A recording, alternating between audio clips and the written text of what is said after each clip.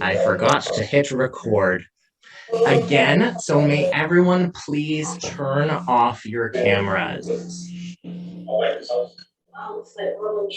Please turn off your cameras.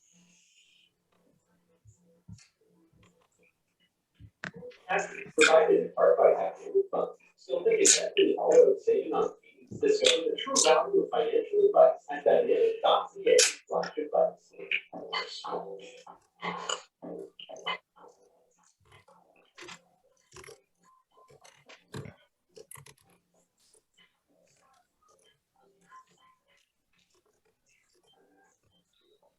Stuff.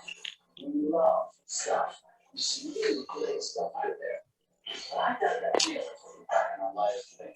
We're scrolling film and TV.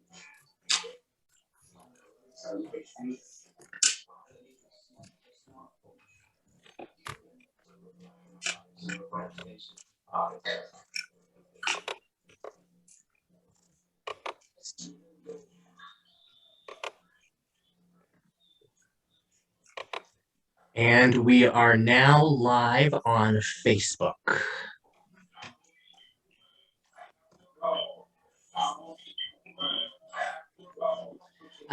Again, everyone, a gentle reminder, please turn off your cameras.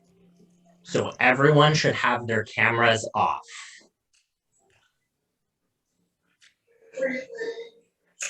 Again, please turn off your cameras, everyone.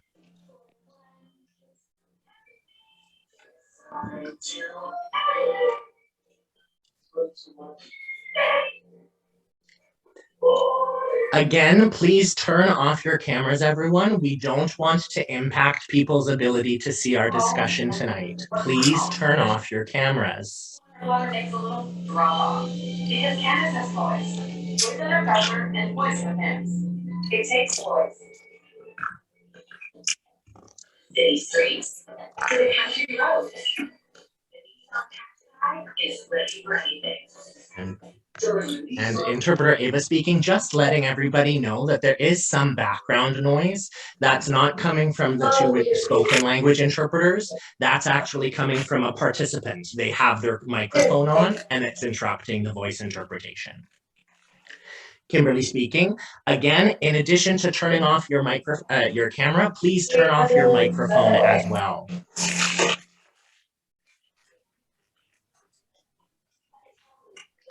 Better Mortgage, stress-free and entirely online. Welcome to the New Way Mortgage.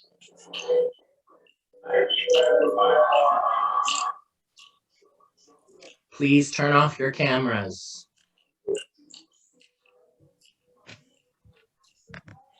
Wonderful. Hi there, if you could please turn off your camera. Okay. Okay, let's try this again.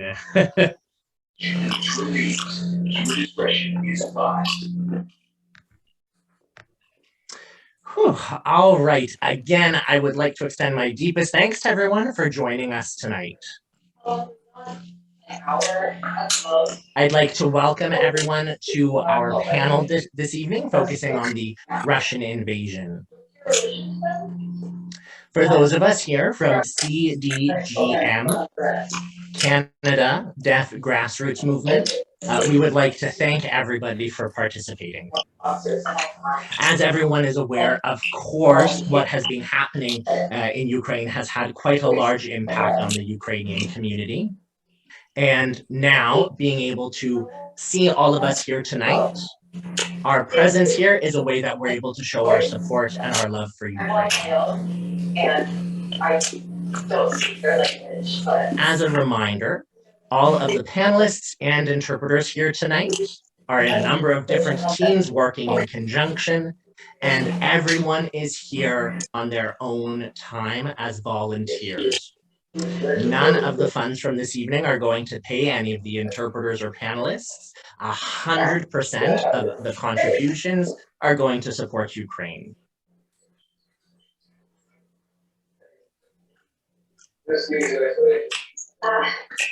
fire person on slide. It's possible maybe you're not aware of what CDGM is. And so to let everybody know, the Canada Deaf Grassroots Movement was formed in order to spread awareness, as well as to advocate for a more equal society, a better sense of inclusion, and better accessibility for all members of the deaf community across Canada.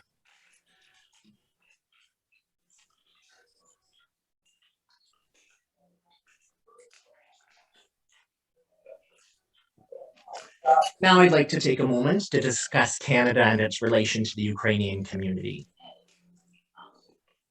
I'm not sure if you were aware, but in Canada, we actually have the second largest Ukrainian community. And because of that, it means that we have a large network of support, especially now.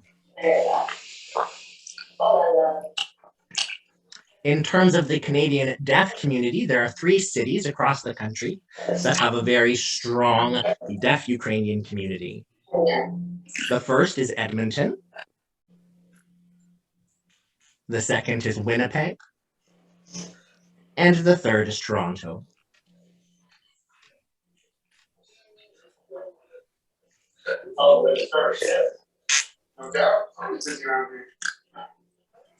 Some of the deaf community members who are living in those communities now are actually descendants or only 2 generations from the original Ukrainian settlers in Canada.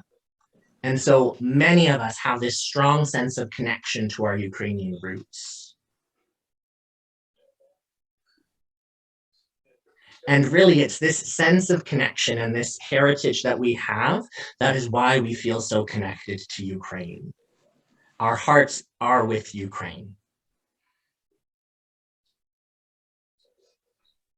Now I'd like to take a moment to explain why we're hosting this discussion this evening.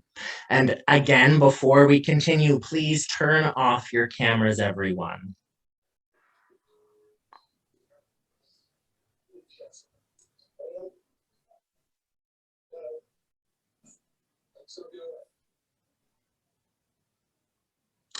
I know many people have expressed their curiosity and their desire to learn about what is happening in Ukraine, and so we decided to host this evening to answer some of those questions.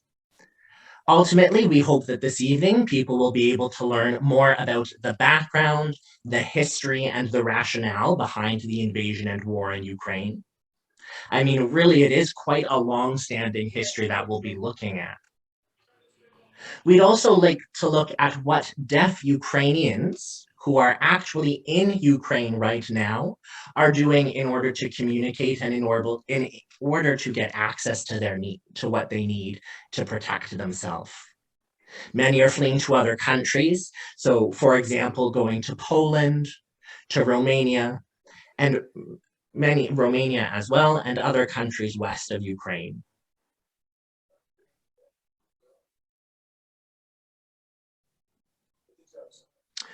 Once those deaf Ukrainians who are fleeing arrive at the border, we want to know what communication tools are there, what accessibility tools are there. And again, that is a question that seems to be on many of our minds. And fourth, we'd like to know how those of us here in Canada are able to help those impacted in Ukraine, especially the members of the deaf community. We know that we're not really focusing on the non-deaf members of the Ukrainian community. We want to focus on how to support deaf Ukrainians.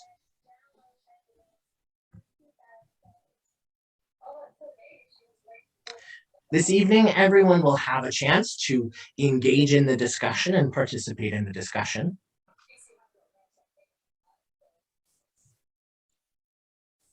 Oh, so I've lost my train of thought. Okay, and the train is back in the station. And so we'd like to make sure everyone has a chance this evening to be able to share and engage in the discussion. And so we know that our end time is 8:30, but we have a hard cutoff at 9 p.m.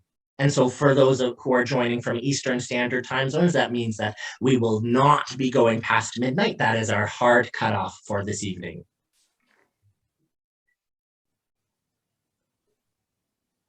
Like I said before, I really would like to take a moment to thank everyone who is participating in tonight.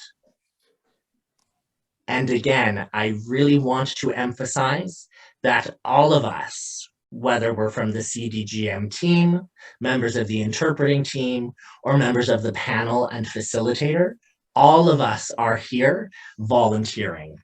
And so a big round of applause for that. Hopefully after the discussion and question and answers this evening, everyone will be able to leave with a better understanding of the picture happening in Ukraine. And we hope that just before I hand it over to Jody for our discussion, I'd like to add that we do have 2 surprise panelists who will be joining us. They just joined at the last minute, and so we didn't even have a chance to share that with everyone. And so again, I am looking forward to this evening, and now with pleasure, I hand it over to Jody to moderate this evening.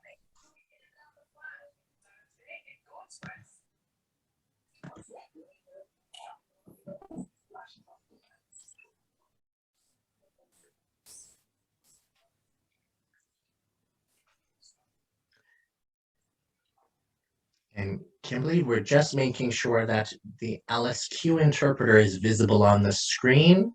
Oh no. Uh-oh.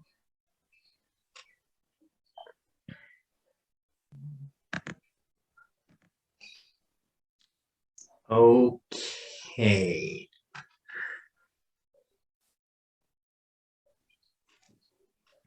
Sorry about that, everybody. My bad. Okay, I think. Okay.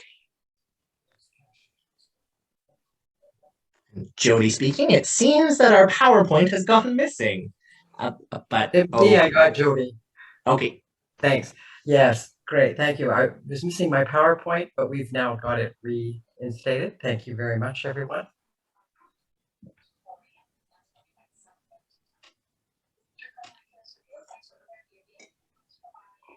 Excellent. Well, hello, greetings to everyone and good evening. So first of all, I would really like to take the opportunity for thanking Kimberly Wood. And at the same time, thanking all of you who are participating, but thanking Kim in particular and the CDGM. Oh, hi everyone, it's Kimberly here. Meeting. Oh, hi everyone. Tonight. Oh, Kim, sorry, did you want to interrupt?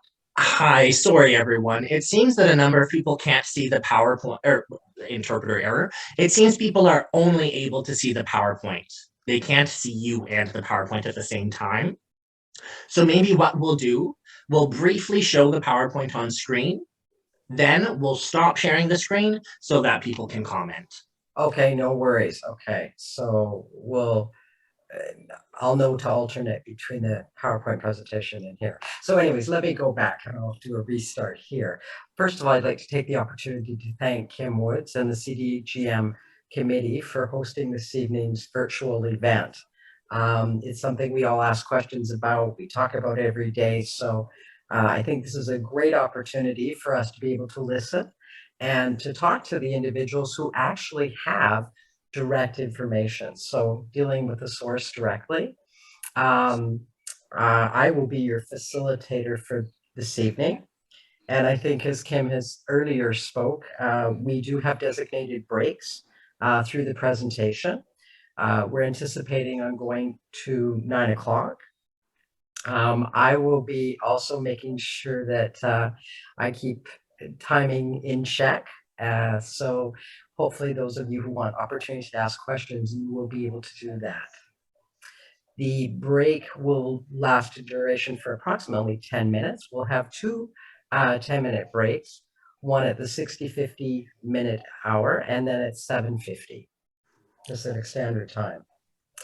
Now, the next slide is actually supposed to be explaining what you're supposed to be doing with your screen and how you navigate the screen. But I think that's already been explained to you. And I think most of you are ready. Make sure that you're muted, so turn your sound off. Make sure that everything's ready for you. I think right now we're good. So you've got your cameras off. I'm gonna skip that introduction because I think we are all on board on that. Now I'm sure in terms of the next step, you're anxiously waiting for the presenters, and so I'm going to introduce our panelist members tonight. I'd like to introduce Arkady Belazovsky. Arkady is actually Ukrainian born, but moved to the United States. So Arkady, could you maybe put your camera on? Great, welcome. So as I said, Arkady's currently living in the United States. You might have seen him on Facebook. He has disseminated a lot of information about the Ukraine and has made sure that, he's currently from Massachusetts. And again, Arkady has also been collecting information and making sure that there's informed decisions, but validated information that's being passed out throughout the world regarding to the deaf individuals and the Ukraine invasion. Now, at the point, he is an ASL interpreter. He's also an international sign language interpreter. He's joining us from Massachusetts this evening. Welcome, Arkady. Thank you very much. Arkady, can I ask you to turn your camera off at this time? Mm-hmm. Okay, so we're going to have a switch of the interpreters for international sign and for LSQ.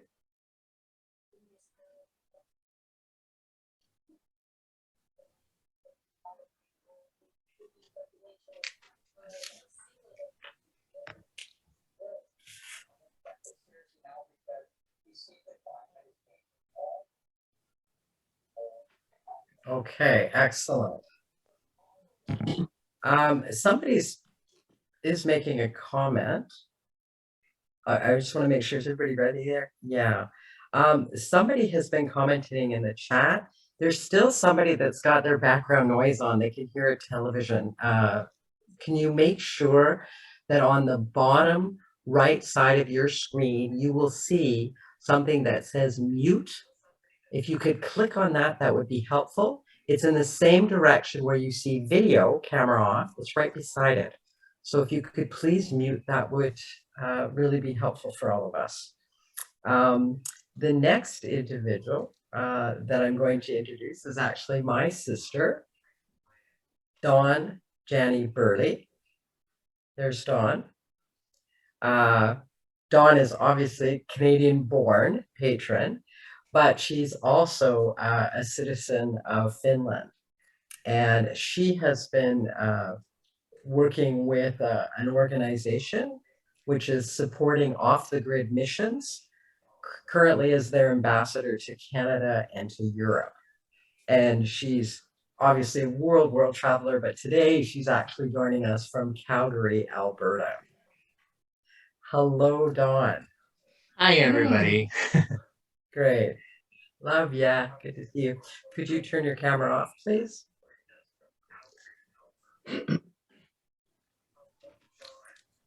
The next panelist is actually a surprise panelist that we got last minute, so I'm quite excited to have this individual join us. This is Angela Maria Nardolio.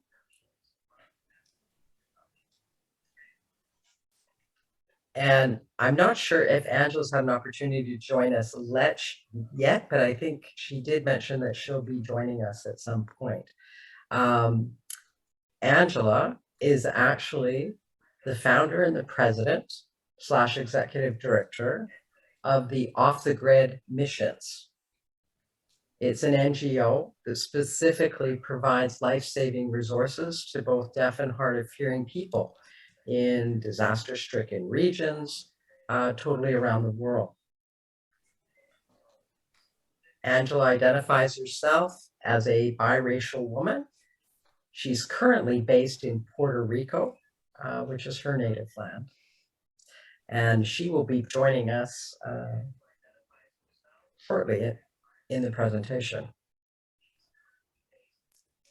Another person that we managed to get invited, which we're very excited, is Chris McKenzie. Chris is an American, and he is actually currently in the Ukraine to support the deaf people there. And he's going to talk a little bit about what he's doing. And I don't know if Chris has joined yet. Yeah, I imagine that he may be joining us later throughout the program. The next panelist, we're also thrilled, I'd like to introduce, is Deborah Russell. Deborah is the past president and also honorary president of the World Association of Sign Language Interpreters. Hi, Deborah, how are you? Hello, I am so pleased to be with everyone tonight. Excellent. So as I was mentioning, she's the honorary president of the WASLI World Association of Sign Language Interpreters and is currently based in Edmonton. Deb's been in close contacts with these interpreters in the Ukraine. And as I said, she is now joining us from not Edmonton, but Calgary, Alberta.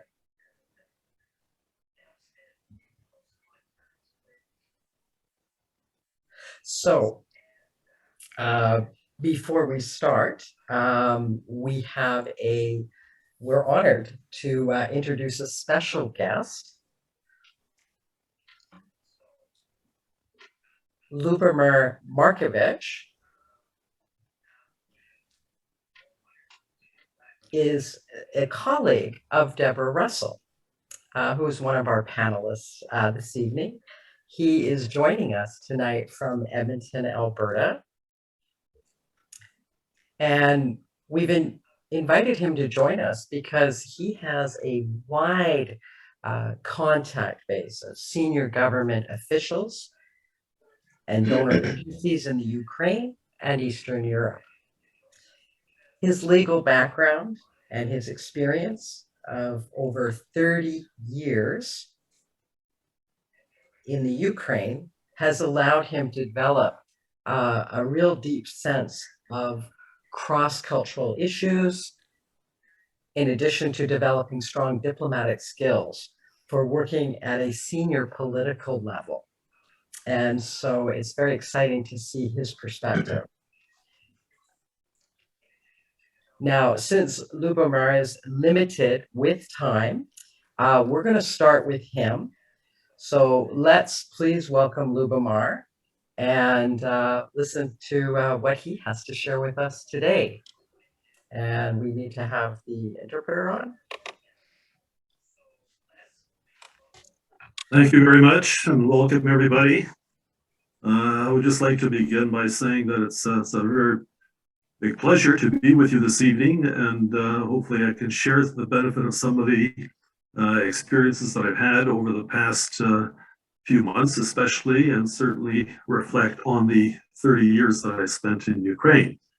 I should begin at first by saying that I'm a native Edmontonian, a Canadian, a retired lawyer now, but I worked as a consultant in Ukraine in various capacities, mostly as project manager for all kinds of international technical assistance programs funded by the United Nations, by Canada, the United States, and other countries.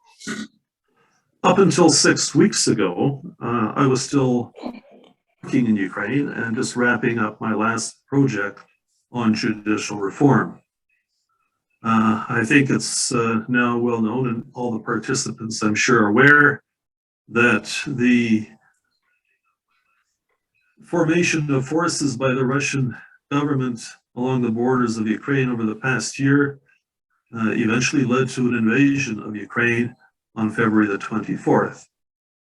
I was very lucky to be able to leave the country approximately a week or two earlier and made it safely back to Edmonton, where I'm currently engaged in various fundraising activities and the ability to provide assistance, humanitarian relief assistance to the people who are fleeing Ukraine.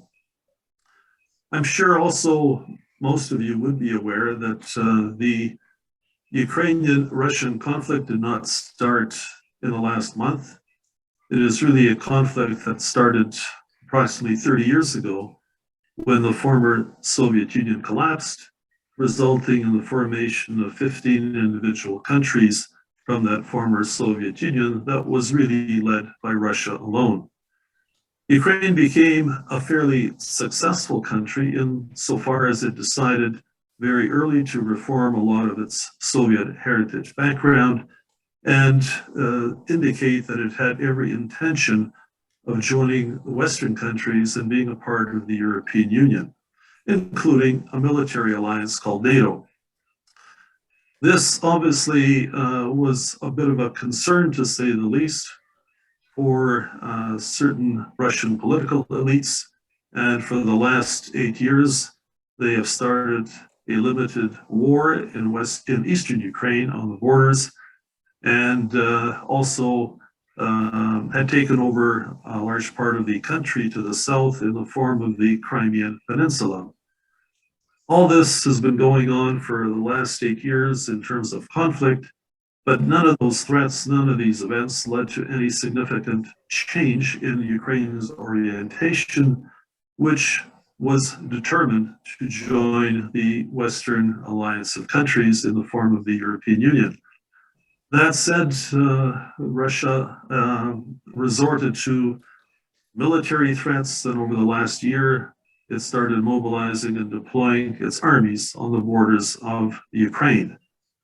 And all this came to a head on February 24th, as I mentioned, and the Russian military forces invaded Ukraine.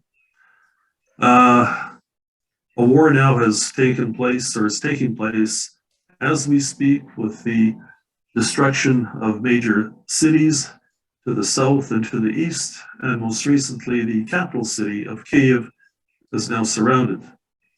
I am emotionally and personally also concerned about this because I have former staff of mine who are exposed, many of whom have already managed to flee. I have relatives who are both serving in the Ukrainian military and also who have their wives and children who have fled to neighboring countries. So this is more of both a personal and a professional pursuit that I'm now involved with by getting involved in helping out with humanitarian relief from Edmonton. I should also mention that the humanitarian, well, I won't say catastrophe, but it's a major crisis for Ukraine. Out of the 40 to 45 million citizens of Ukraine, in the last 3 weeks, over 3 million people have fled to the neighboring countries of Poland, Slovakia, Moldova, Hungary, and are contemplating what their future might be and whether they will remain in those countries indefinitely, whether they will seek other countries of refuge in the future, or whether they should just wait out the war and return to Ukraine. In Canada, we have obviously a very large Ukrainian community, which is very active in promoting public awareness about the true situation in Ukraine, about the various relief efforts that are going on, and at the same time getting involved very specifically in financial assistance, providing financial assistance to the refugees that have fled the country. I should also point out that my native city here of Edmonton has a very well-known Ukrainian Resource and Development Center at our local university called MacEwan University, and has been actively involved with the deaf community in Ukraine since the year 2000. And together with another center called the Western Canadian Centre for Deaf Studies at the University of Alberta, also located here in Edmonton and in Calgary, they've established relations with the Society of the Deaf of Ukraine, and also in a university called Drahomanov University in Kyiv. I'm very familiar with this university, not because of the deaf community, but because it's located very close to the area in Kyiv where I lived. And I have had many an opportunity to witness the presence of many of the students outside as they visibly communicate with each other during their classroom breaks. This particular center, the Ukrainian Resource and Development Center, together with the one at the University of Alberta, together with volunteers, have organized summer camps for many deaf students and their parents over the last 20 years, and approximately 1,500 students have taken part in these activities. In addition, they've been involved with various academic research activities, conference, exchange visits, etc., which have involved various academics from Canada. And we've already mentioned Dr. Deborah Russell, who has been very much involved with this since the beginning. I won't take away from any comments that she may want to add, so I'll proceed by indicating further that one of the major funding agencies in Canada raising funds for the support of the refugees is the Canada-Ukraine Foundation, with which I'm also associated. And in particular, they are reaching out and will be providing assistance to many of the deaf people that have also fled Ukraine in the last 3 weeks. Estimates now ranged between 1,000 and 2,000 members of the deaf community of Ukraine have sought refuge in the neighboring countries of Poland, Slovakia, Hungary, Moldova. It will be very much the expectation that some of those will also seek refuge eventually in Canada. And it's in that context that the Canada-Ukraine Foundation is working with the deaf community here in Edmonton, in Alberta, in the city of Calgary, to make preparations for assistance that might be offered here in Canada. I think also it bears mentioning that we, the Canada-Ukraine Foundation and the World Federation of the Deaf, have issued an appeal to the world and an appeal to the deaf community in all the various countries of the world. And we're calling on all of them to participate by issuing statements, calling on Russia to immediately stop this war, also to provide humanitarian relief to the deaf community in Ukraine and to the deaf refugees that have taken comfort and protection in neighboring countries, providing them with food, financial assistance, and social support. And also an appeal that the deaf community in all of our countries inform and educate their citizens in their national languages and in their sign languages about the negative impact of this war on everyone, including the deaf community in particular. Also calling upon the deaf community and all the citizens of these various countries to participate and assist in financial campaigns that will be supporting the deaf refugees in whichever country that they will be settling in. And also finally to support any actions and initiatives that are announced by the United Nations, which of course acts as the cover umbrella organization for all of the international aid efforts. So that essentially is the very short summary both of my involvement and also the institutions that I mentioned. And once again, I welcome and call upon all of our participants to take part in the question and answer period, in which I will be happy to participate in and answer any questions that you may have. I will end it at this, and I thank you very much.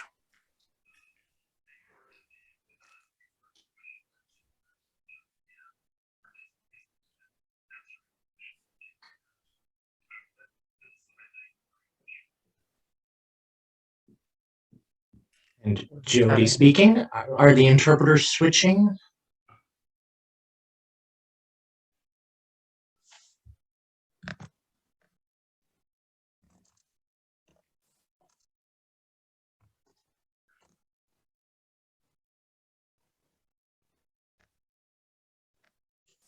Okay. Is everyone good to go? Wonderful. Thank you so much for that summary of the situation between Ukraine and Russia.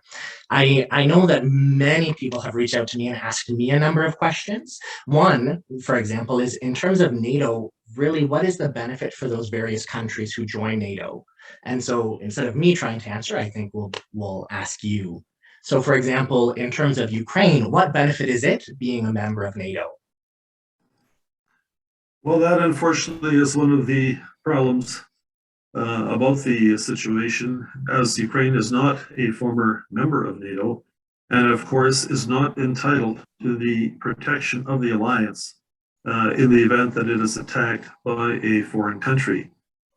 Consequently, you'll see the NATO countries are only providing both financial, humanitarian assistance, weapons for the defense of Ukraine by Ukrainian soldiers only, but are not participating in any direct action that would counter the Russian invasion.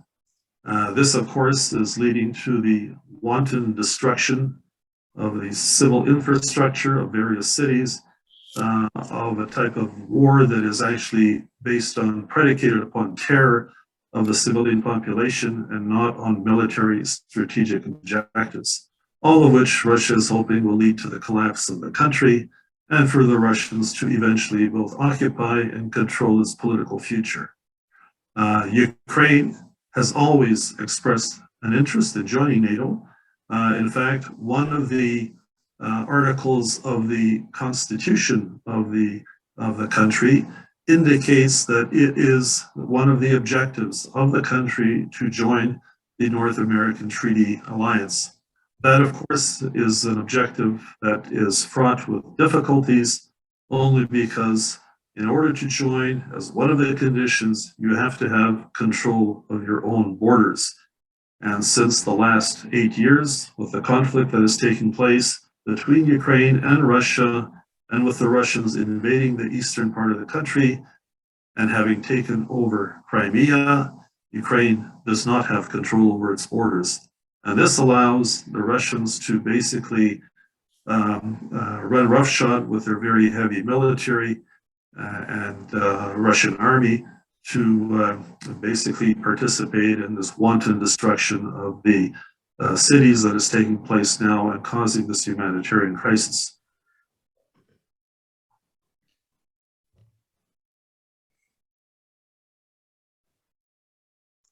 Thank you for answering that. I'm just going to take a look in the chat to see if we have any questions from the participants.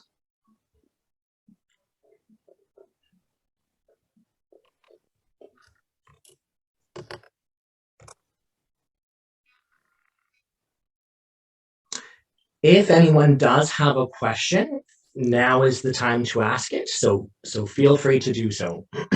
Actually, now, one question that I've been wondering, has Ukraine recently joined the EU? Did I understand that correctly? No, it's also a goal of the current government to join the EU.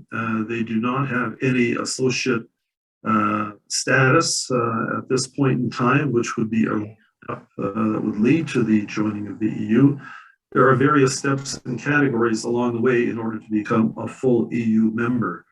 And although Ukraine is participating in all kinds of joint programs to get to those preliminary stages, it is not yet on a track to become an EU member in the formal sense of the word. But it is certainly the aspiration, and it is receiving a great amount of European aid in order to facilitate the transition to a type of Western liberal democracy in an area in which I've been working in for the last 30 years. So there's a lot of progress that's being made. It's still some time in the future, although during this part of the conflict, the EU has already been approached and is considering to actually fast track Ukraine's the joining of this particular alliance. And I think more details and information in that regard will be forthcoming in the next few weeks.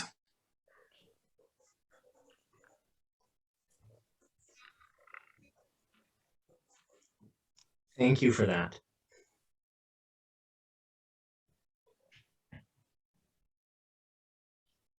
Seems the chat is quite active now.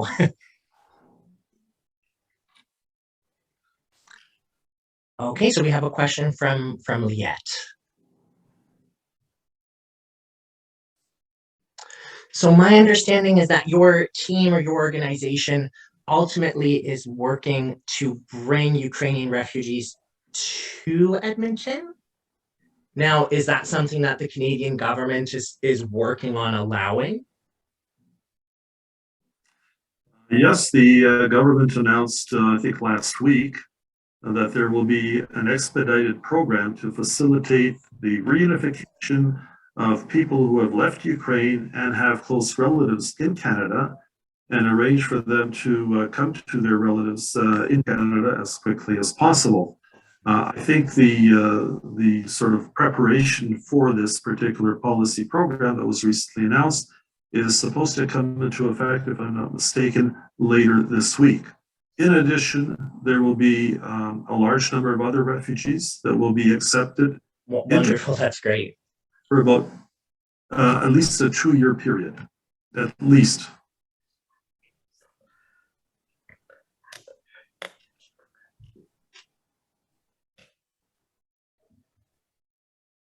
Great. Only for 2 years. And Jody speaking, yeah, thank you. To allow the people who want to come into Canada to not formally become part of the refugee process, because that is a long bureaucratic process, but it will offer them an opportunity to reflect on whether they wish to remain in Canada or whether they wish to return, because 2 years can be a long time in that regard. But during that period of time, they will be offered every opportunity to go to school, to obtain medical insurance, health insurance, and will be able to work during this time. And that is a very, very generous consideration on behalf of Canada at this time, because you don't have to put everybody through any more additional formalities. Thank you.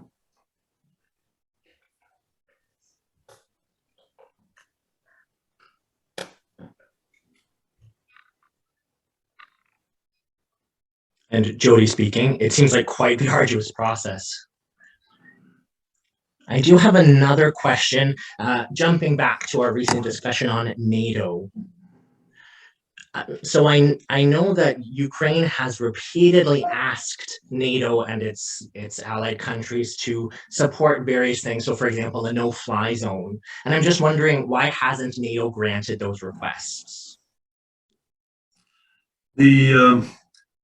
The very blunt and honest answer is that this would involve the engagement of NATO military in order to operate those defenses on Ukrainian territory. And NATO has explicitly said that they would put their military in any situation where it would come into conflict with Russian forces already in Ukraine. However, there is a category of assistance that NATO is open to providing to Ukraine, and that is operational capacity to shoot down planes, shoot down missiles, and basically engaged Russian soldiers in combat at the infantry level. And by doing so, or in order to do so, they would provide them with weapons that the Ukrainians could operate on their own.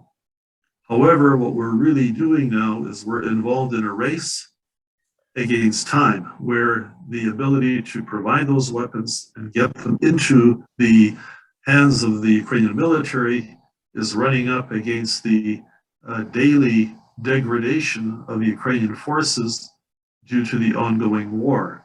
So you have basically a point in time beyond which the Ukrainians fear it will not be possible to use those weapons and make any significant change in the war. So the significance of NATO's offer is obviously very much appreciated, but now the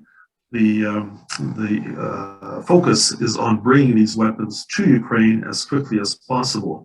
And all the weapons that were announced as being capable of being used by the Ukrainians would certainly provide the type of protection that the Ukrainians need, which is analogous to a no-fly zone, which would mean the ability to shoot down planes, the ability to shoot down incoming rockets and missiles. So those are the two key issues and key areas that Ukraine has been asking for assistance, and that is to close the skies over Ukraine.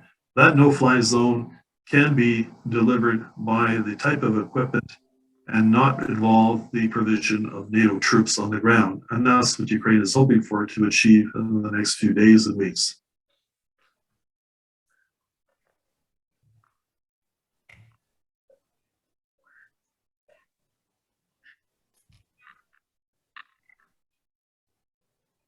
Okay. I see Kim is joining us on the screen. Kimberly?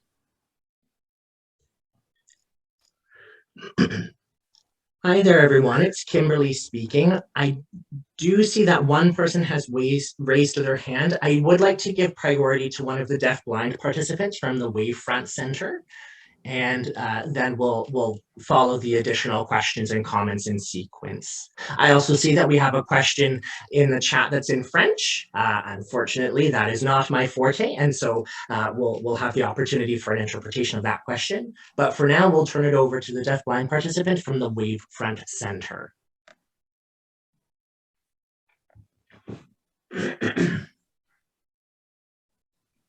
Hi, everyone. So I am Ryan, and I'm a representative of the deafblind community.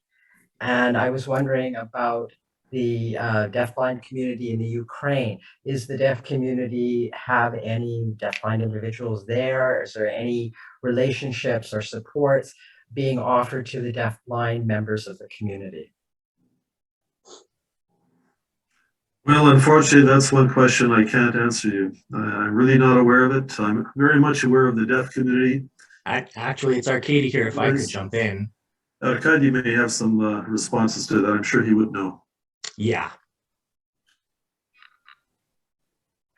And Jody speaking, sure. So, Arkady, are you able to provide an answer to that specific question? Yes, I am actually.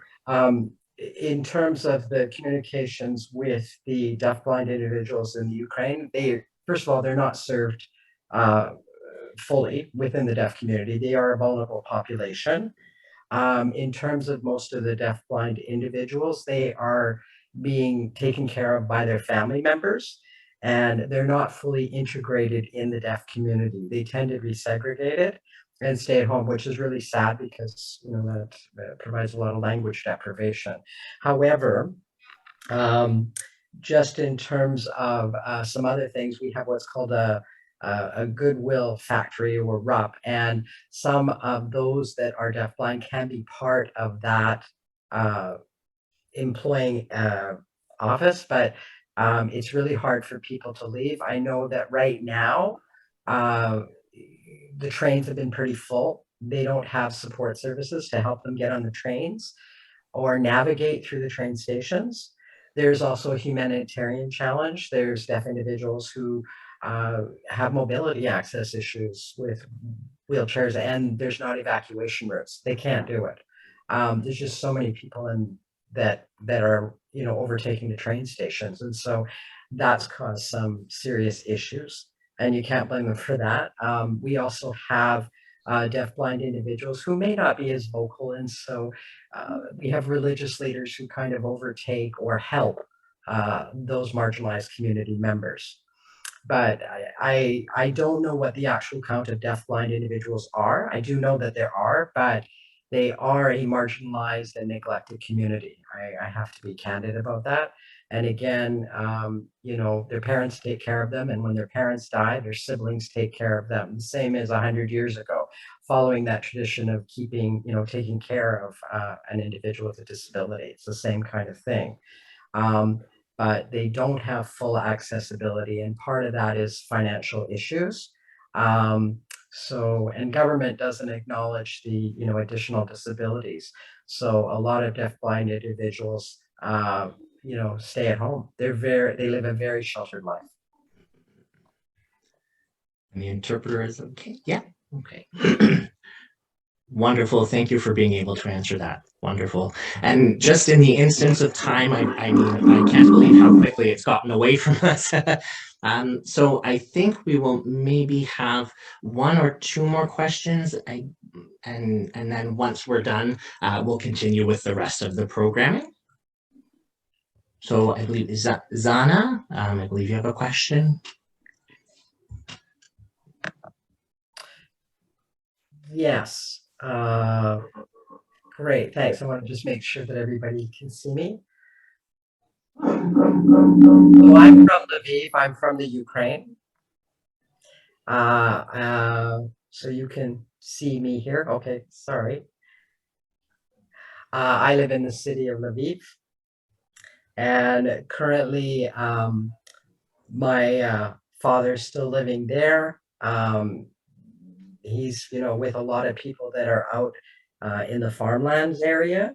And, as family members, he's actually, trying to help and cook and prepare things for meals for everyone. At the same time, they have been leaving the country to go to Poland.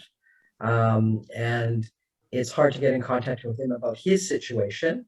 As president of our organization, I'm very concerned about why we are not attacking the Russian president. And, how else can we defend our country? I mean, is there anything else being there to protect our president in the Ukraine, but to go after the Russian president? Well, let me begin by first saying that I share your concerns. I have very close relatives in view. My cousin is there, his son is there.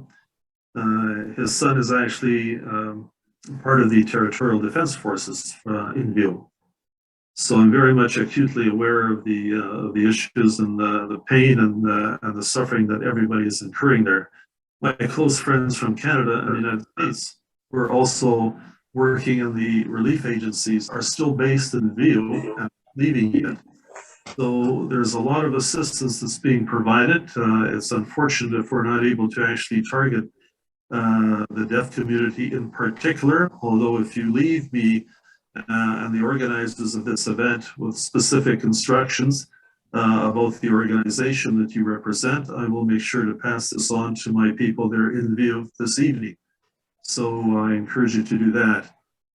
As far as the frustration of the president of Russia, I'm sure this is a comment that many people would have made, and it's something that people are very concerned about, because in an historical context, the people there and their descendants were those same people who lived through the era of Hitler and Nazi Germany, and something that we missed altogether on the territory of Canada and the United States. And here they're being revisited another time, second time within the space of 80 years. So the concern is that the president of Russia hopefully will be replaced, if nothing else because of the collective sanctions that are currently being at work. And if they do end up crippling the Russian economy and cause social crises developing out of control, then politically he will be replaced. As far as the Ukrainian president is concerned, he has risen to the occasion as a wartime president. He has widespread support universally across the country, and he's drawn the admiration of leaders of Western democracies who see a person who is political by choice, but a wartime president by circumstance. And that is a great tribute to him and the universal respect that he now has from his people, because he did not flee the country. He stayed there. He's in his, quote, office, wherever that office happens to be. And he's staying with his people, as he said, to the very end. But he says that with an optimistic tone, that it's not going to end for Ukraine. It's going to end positively. Thank you.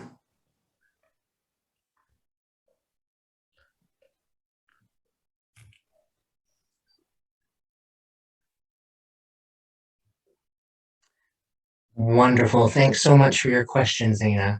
And it's Jody speaking. And I think we'll wrap things up with our last question before going to break. And so right now we're just wondering if, for example, has the International Court told Russia to stop invading the Ukraine? And if so, why have they not? Well, the International Court of Justice is not yet formally involved, although there are investigators now, prosecutors, who have been assigned to look at allegations of war crimes because they are so obvious.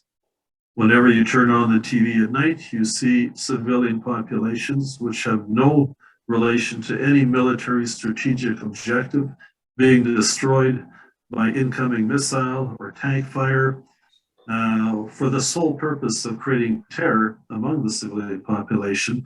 That constitutes a war crime under that particular definition, enough for the International Court to take up an investigation. The problem is that the Russian government does not recognize the jurisdiction of the International Court of Justice. However, that would not necessarily stop the court from opening up and taking a case up against the specific Russian leadership, and more specifically against President Putin.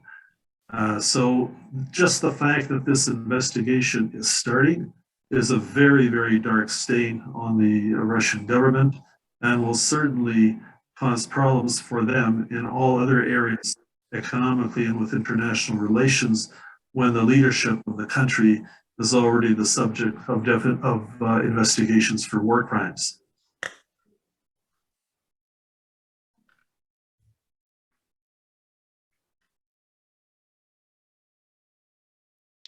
Jody speaking. Thank you so much for your time this evening. Before we go into our break, I'm wondering, do you have any final thoughts or final comments? I do indeed. I've only been back for approximately 6 weeks since I returned from Ukraine. And the outpouring of support across the board from the governments of Canada, the United States, and certainly across the board from the population at large, but more specifically from individual NGO communities, regardless of what they are that they're in. And it's very heartening for me personally to see that the deaf community here in Canada is as active as it is. And I suspect it's going to be the same in the United States if it isn't so already. And I just ask that everybody pray and do their best within the limited resources that they can offer and support Ukraine in this cause, which it will win. Thank you.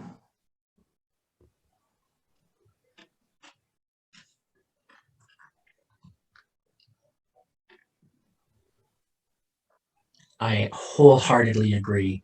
Again, thank you so much for your time and sharing your knowledge with us. Really, we value it so much, being able to be here and learn from you.